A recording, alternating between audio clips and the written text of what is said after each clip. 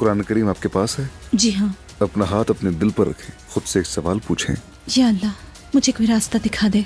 जो पहला सफा आपके सामने आए वहीं रुक जाए और उसका तर्जुमा पढ़ें और देखें। अल्लाह हमेशा कोई ना कोई इशारा जरूर देता है।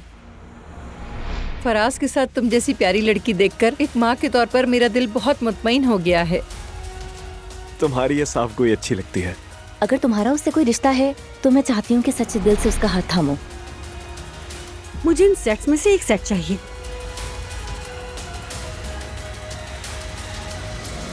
तुम जो कुछ भी कर रही हो वो सब ठीक है, मगर मुझसे पूछे बगैर क्यों शुरू कर दिया ये सब? डेज़ी अपने पास्ट एक्सपीरियंसेस के हिसाब से सबसे मुनासिब लगी। असल बात भी तो यही है।